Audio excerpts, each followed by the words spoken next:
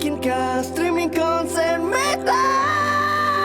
Mungkin dong, dan pakai debit BCA. Jangan lupa aktivasi dulu. Buat kamu mencari yang terbaik, fashion, gadget, sport, hobi, temukan semua di Blibli. Gratis ongkir, 100% orisinil, pengiriman cepat. Karena kamu nomor 1.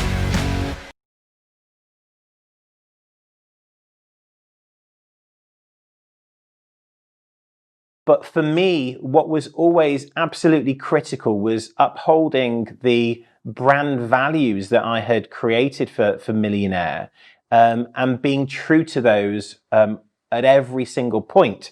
And that's what allowed us to create such value and such longevity for it.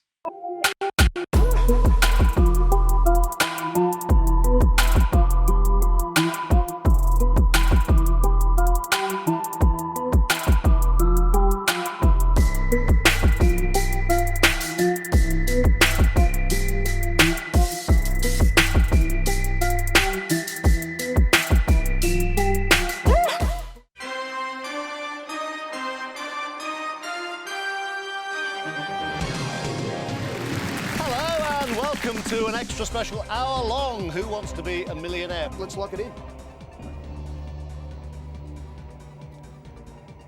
Patty, you won $250,000. Anarchie. Anarchie is jouw antwoord A. Het is het goede antwoord, je hebt 1000 frank. Sæt disse revykunstnere i rækkefølge efter, hvornår de blev født.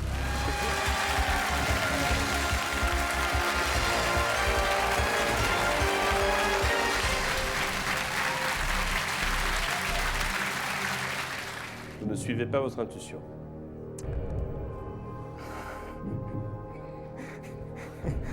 C'est une perche ou un piège? Non, non, non.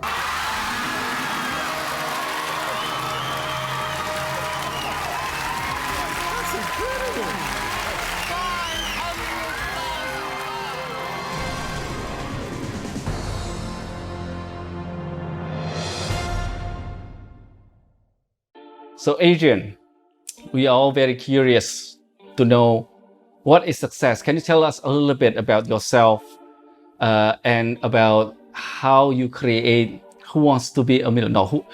To create the Who Wants to Be a Millionaire to be a successful global phenomenon. Thank you. Well, it's a pleasure to be here.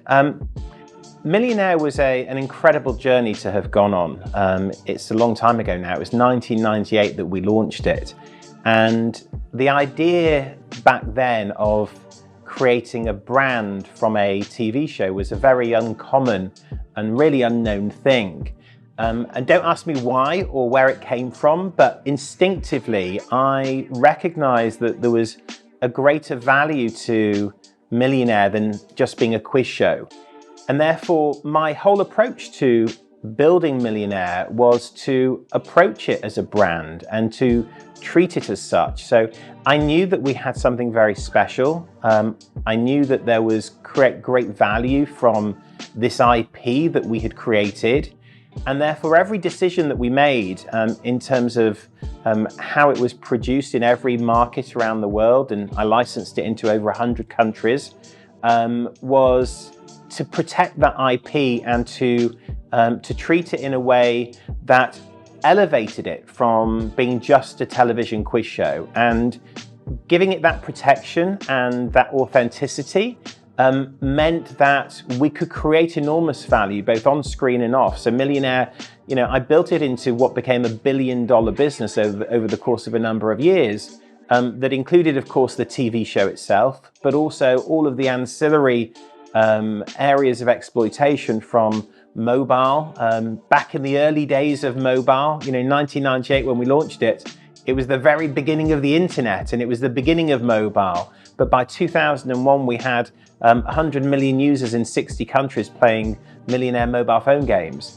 And then licensed products from the board game to the quiz books to even a chocolate game. But for me, what was always absolutely critical was upholding the brand values that I had created for Millionaire, and being true to those at every single point.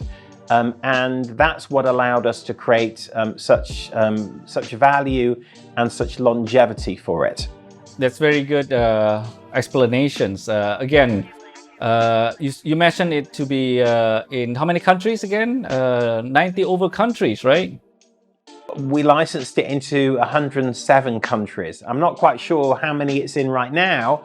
But again, I think, creating valuable IP and protecting it, what you're looking to do is actually create longevity so that it stands the test of time. So even though over the years, it would come off air in one country and then, it would come back again in others.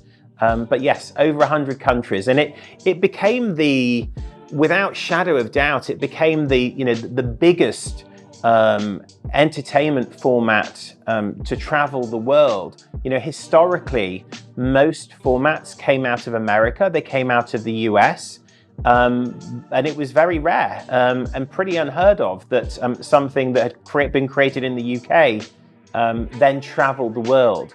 But that's what we did. And the other thing that we did was we did everything in-house ourselves. So rather than handed over to a distribution company or someone who had actually greater experience than we did at the time, I actually built a new business to manage the Millionaire IP and the management and the exploitation of that. Again, protecting it and being true to it and being authentic certainly helped create the value from it.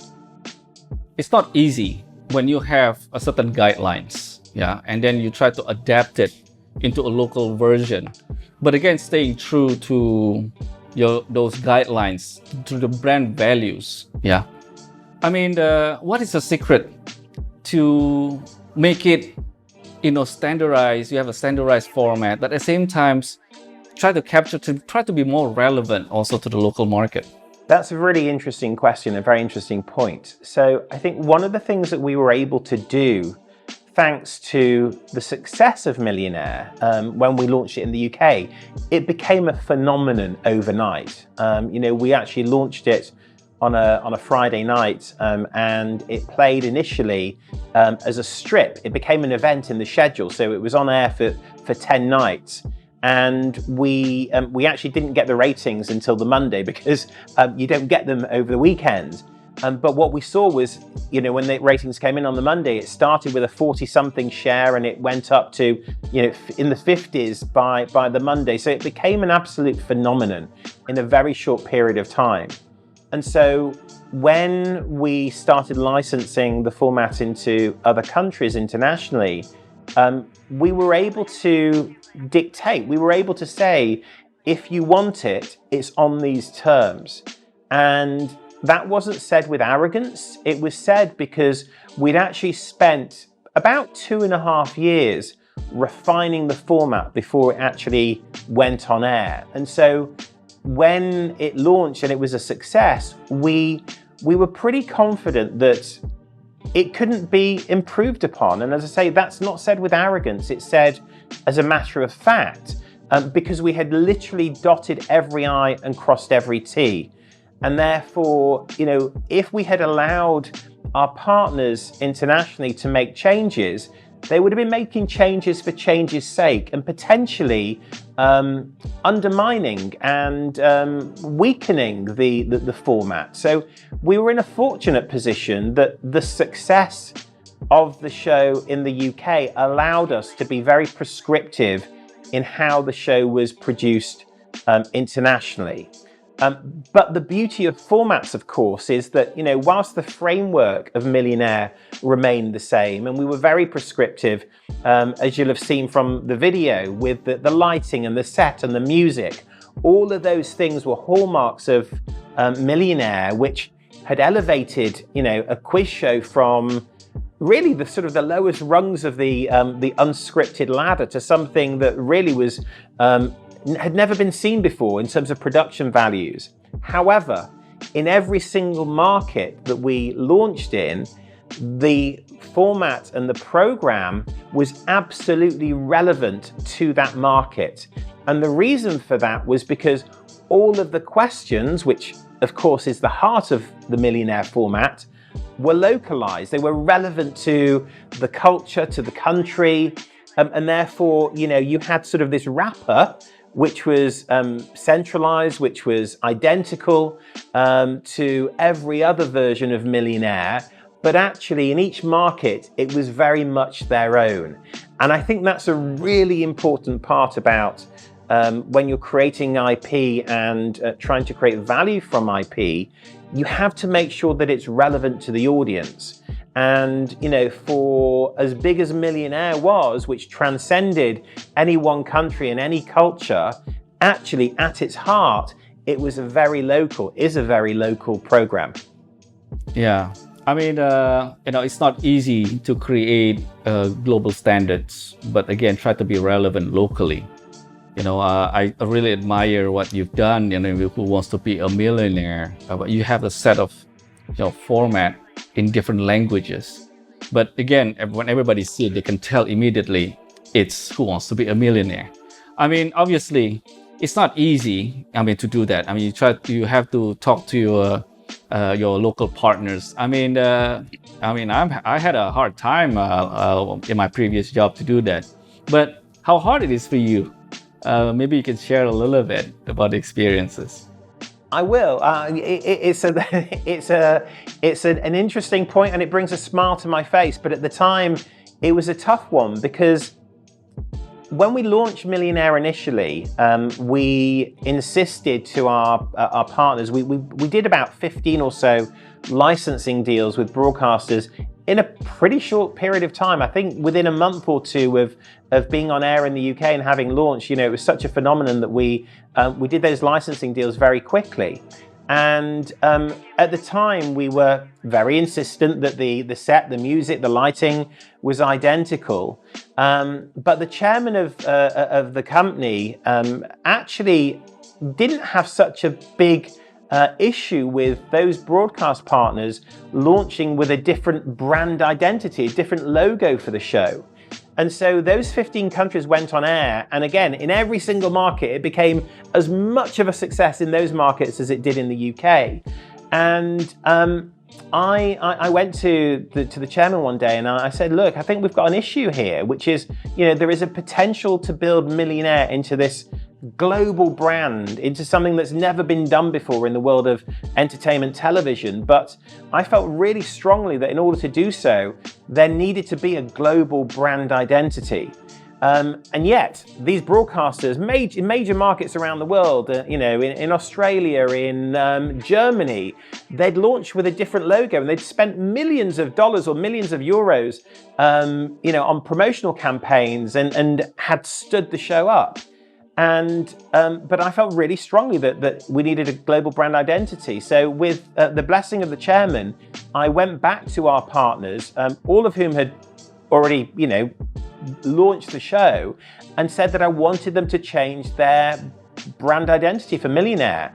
And at first, it came up, unsurprisingly, with a lot of resistance. And I remember I actually had to fly to Germany and meet a lot of stony-faced executives from RTL sat around a table who really didn't understand what I was talking about. Anyway, cutting long story short, eventually I persuaded them that actually there was a bigger cause here and it made sense to make the change. And we did, and they did. And in fact, we hosted a big gala in Canada TV market at MIP the next year. And I had this poster created where by then there were 33 versions of Millionaire on air around the world. And it had this singular logo that sort of showed that they were part of the same family. And one of the executives from RTL came up to me and said, look, we didn't understand it at the time, but now we get it. We understand what you were doing. And it had made a massive difference. And it's what allowed us to, again, make Millionaire something bigger than anything that had been before. And in fact, all of the big entertainment formats that have subsequently rolled out globally, most of which, by the way, were greenlit and commissioned by my now business partner, Claudia Rosenkrantz. Everything from Idol to Got Talent to Hell's Kitchen. They all basically copied a strategy that I had originally introduced, which was to create this singular brand for an entertainment format and treat it as a brand. It's become commonplace now over the last 20 years, but back then it was very new. So Adrian, you created a successful TV show. Yeah, basically it's a content. And as we all know, what you created is just beyond the show. You create an ecosystem that supports and link one to another, that integrate one to another. What was your first part of the ecosystem that you created, and what is the next? And what is the strategy that become a successful ecosystem? It was interesting because with Millionaire, at the time, we were a very small UK company who had no international experience. We had no grand ambition to build this juggernaut of a global brand. But it became obvious to me very quickly that because it was a quiz show with questions, there were opportunities to create value through consumer products. And the most obvious one was the board game. Trivial Pursuit had been a massive board game, certainly in the UK and many other countries around the world in the 80s and early 90s. And to me, it was very obvious that I could create the next Trivial Pursuit through Millionaire. So having products that allowed you to play the game and answer questions were really where I honed my attention. So it was the board game, it was quiz books, it was computer games. And what we did was we created a new business to manage the exploitation of the IP. So initially, I started doing all of the licensing deals myself, and I think I negotiated 35 different board game licenses in 35 countries. And interestingly, one of the things that I found to be absolutely critical in the way that I approached building Millionaire and protecting it was that I had to make the right decisions every step of the way. So, whilst we talked to a number of big global companies about doing licensing deals, actually for me, it was really important to have the best partner and the right partner in every country, which is why it became a lot more work doing different deals in different countries. But I wanted the best partner in each country, and that came from quality control to distribution. So making the right decisions and not trying to do too much too soon, but doing it organically was a very important part of that process. And I built the team over a couple of year period in different disciplines. So initially it started with the consumer product licensing and then marketing, and then digital followed shortly thereafter. It was 1998. It was the beginning of the internet. It was the very beginning of mobile. But protecting and being authentic and true to every single aspect. And I guess, the words that I would use across everything that we did with Millionaire and everything that I try to do in business today is have absolute attention to detail. Be authentic and true and have attention to detail. Detail and quality, I assume. Absolutely. Quality control and being really true to the core of the essence of whatever the IP is. In the case of Millionaire, it was being, protective. It was the quality of the questions. It was the quality of the materials that we used in physical products. It was the quality of the messaging, quality control at every step of the way. I remember, one of the great Disney animators, John Lasseter, says that quality is the best business plan. You explained just now a little bit about licensing, obviously in 100 over countries. Do you control every single one of them, or you work work with local agent or third party? I mean, how does it work? I mean, obviously, I experienced many years with Disney. Just handling one country is a lot of work, but you handle hundreds of countries. How does it work? It was very time consuming. Let's put it that way. It was very rare to do what we did. A lot of it actually was through naivety more than anything else. Sometimes to do things differently actually can be of great benefit. And when I started out, I was given huge responsibility with Millionaire. We were a very small company. Celador, when I joined, had 16 people. There was the chairman and managing director. We had a head of comedy, and we didn't do any comedy. And I had joined as head of development. And so my responsibility initially was to develop new formats. Millionaire was one that existed on paper before I joined. But the minute that it went on air, before it went on air, I was actually charged with launching Millionaire, marketing it to the UK market, which in itself was a huge task. And unfortunately, that went very well. And then, on the back of the success of that very first series, I was charged with how can we commercialize this thing? So it all fell on my shoulders. And I had no experience of licensing or consumer products. And in many ways, not having the experience can be as valuable as having it, because you're not constrained by this is the way to do things. I went with my gut, and I think gut instinct is something that you need to pay. Generally, we need to pay a lot of attention to, because your gut, very often serves you right, and it did for me in many ways. Obviously, now with digital technology, how different it is now to create a successful content or shows compared to when you started? Today, I think the world has changed. The world has moved on in many ways. On the one hand, there are more buyers for content, and yet, on the other hand, people tend to be more risk averse, certainly at the broadcast networks.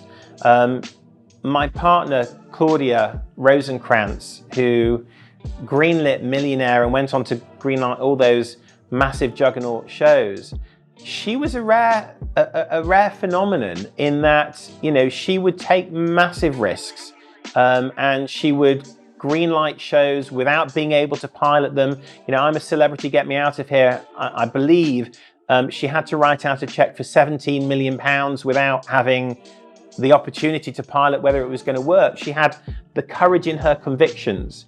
And I don't think it's a coincidence that, since she left ITV, there haven't been the number of hits over the last 10, 15 years than there were when she was running it. People today are very risk averse, and it's frustrating and it's difficult, but one has to deal with it. One has to find ways around that challenge. And that's kind of what we're doing with Studio One. We are actually putting our money where our mouth is, and we're prepared to invest in our programs ourselves, because we know that we are able to and have a great slate of formats, and we're prepared to put our money where our mouth is to bring those to life.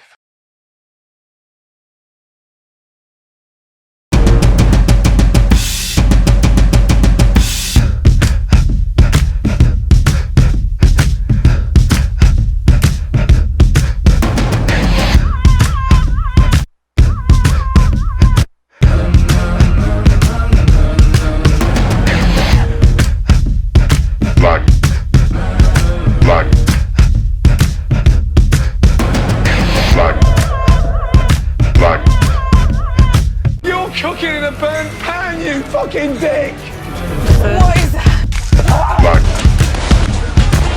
Mamacita, do it like this! You just won 500. Dalton! knew about it.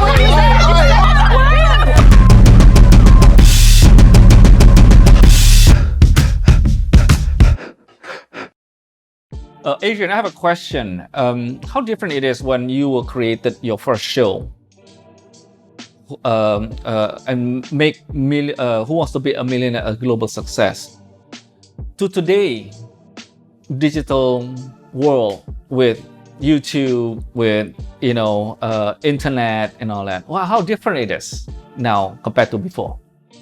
The landscape is so different today from where it was 20 years ago.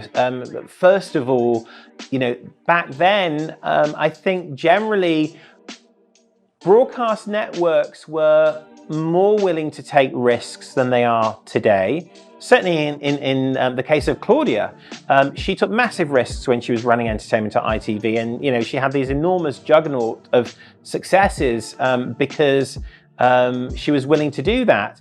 Today, broadcasters generally are far more risk averse, but of course, the landscape has changed today. The words OTT, over the top, didn't exist back then. We weren't watching television as we would still describe it on mobile. We weren't able to watch it, in many of the different ways that we can on the go, over IPTV.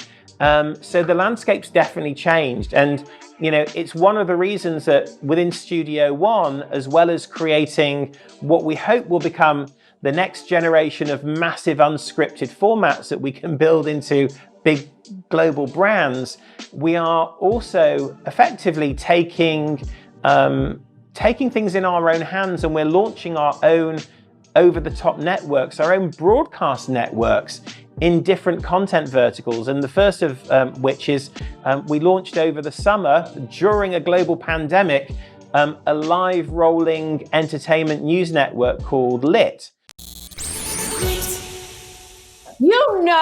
Space has no gravity. Did we just become best friends? Zac Efron, Below Deck, Lizzo, Carrie Underwood, Frank Ocean, and a Rebel Wilson has found love. Kim Cattrall delivered a scorching interview. Mariah Carey's memoir is going to be read everywhere. What would you do to become the next big YouTuber? James Charles is under fire for his latest merch launch after another creator claims he plagiarized the designs. They're both hooded sweatshirts. They have very similar color schemes. This is when we look at people who are not fashion designers. They're influencers. Clearly he does not care. He's like, yo, I'm gonna take that, make it look a little bit more pastel-y and throw my name on it. I think that it's a better than ever time to be coming up as an actor that's a child. What do you want to see the Modern Family kids do next? I'm not fully aware of what Nolan Gold is doing, but I love him. I think he's so cute. For me, the big child star of Modern Family was Rico Rodriguez. Ariel Winder, Princess Sophia, voiceover work. I want to hear the music that he's working on, because if he listens to Me old too. school R&B, it's gonna slap. And if you believe that, I got a bridge to sell you. If my name starts with a princess or a prince, I'm not doing any work. Tom Cruise to film a movie out in space. I'm sorry, but give me a break. Hey, I'm Brad. I'm Ruba. I'm Sloan. Yo, so extra. Machine Gun Kelly. Charlie D'Amelio. Who doesn't want to be friends with an influencer? The growing trend for turning celebrities into cakes. Tyra Banks. Uma Thurman. DJ Khaled has taken IG to show off a gift from Drake. It's a little thirsty, I have to say. All day. All the time. This is lit. And so we're effectively reinventing what it means to be a broadcaster today. We are producing the programming, which is live rolling entertainment news, but we're also distributing it. So we are able to reach the consumer directly by having distribution partnerships on many different platforms around the world, starting in the US, but also in Indonesia on Kaskus TV. And we're adding distribution partnerships across Europe. So we plan to scale fast during 2021. But the idea of becoming your own broadcaster only a few years ago was obviously, beyond the realms of thinking. Today, actually, it's relatively easy and a relatively low cost of entry. So Adrian, you work very closely with Claudia. Yeah. Do you also collaborate with other parties? We do collaborate. I think in the creative world, everything is a collaboration. Claudia is obviously my business partner, but when we create shows, we are collaborating with other creatives every day of the week, both in-house to produce the content, but obviously with broadcast partners or indeed production partners around the world. I don't think in the creative world, I think working in a vacuum, working in isolation is really difficult. And I think it's through collaboration that great things happen. You've obviously got to collaborate with people who share a same vision, the same values, that you're all swimming in the same lane and heading in the same direction. But you know, if you're able to do that and you're working with the right people, then great things can happen and do happen. Wow, thank you, Adrian. I mean, I'm a true believer of collaborations. Yeah, I think, especially nowadays during the pandemic, we'll see more and more collaborations, between brands, between creators, between, the creative people in the industry. It used to be competitors, but now they collaborate and capture a wider and bigger market. So I think one last question, not last, but I have two more questions. So what is the formula, the ingredients to create a success? You've talked a lot about that, but what if you can sum it up in one word? What is the key ingredients of success to make a global successful IP? Wow, in one word, that's tough. But if I was to choose one word, I would say it would have to be authenticity. You have to be authentic. Whatever it is that you're doing, you have to be true to what that is. And so I think success demands authenticity. So, Adrian, before we close this down, one last question. What is next for Adrian Wolf? Wow, that's another good question. What's next? A lot, I hope. We have some really exciting projects in development at Studio One, some great formats that we are hoping to be able to bring to the market internationally, including to Indonesia in 2021, pandemic allowing, of course. We're working with some major brands. That's very exciting for us, that we are collaborating not only with broadcast partners, but also with some global brands to bring these formats to life. Obviously, we are looking to scale Lit and to make that available on screens everywhere, both a global feed of Lit, a global version, but also local versions in key markets around the world. So I hope that 2021 will continue to be a very busy and productive time for us.